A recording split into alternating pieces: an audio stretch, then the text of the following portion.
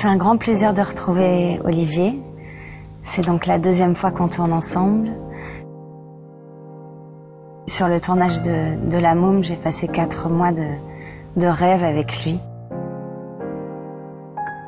Quand on s'est posé les questions sur qui pourrait réaliser ce film, moi j'avais très envie de retravailler avec lui. Et puis ça s'est fait naturellement. C'est le premier réalisateur français auquel j'ai pensé.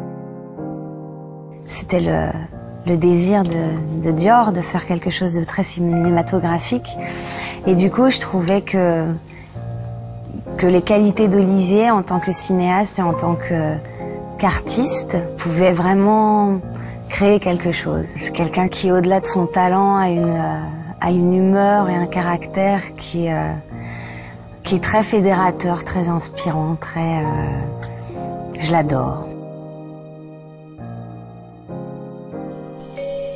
Cette idée d'avoir 2 femmes est venue lors de la réunion qu'on avait eue, la première fois qu'on a découvert le scénario qu'Olivier avait écrit.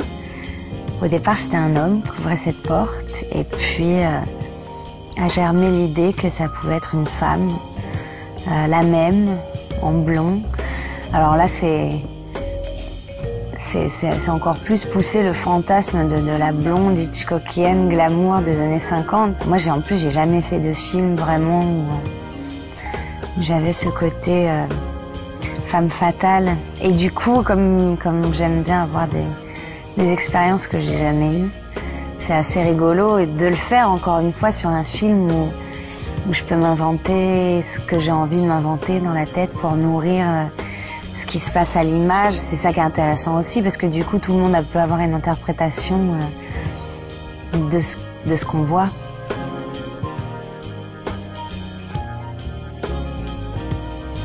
Moi, j'ai toujours aimé Hitchcock. Je fantasmais sur Pas de printemps pour Marnie quand j'étais petite.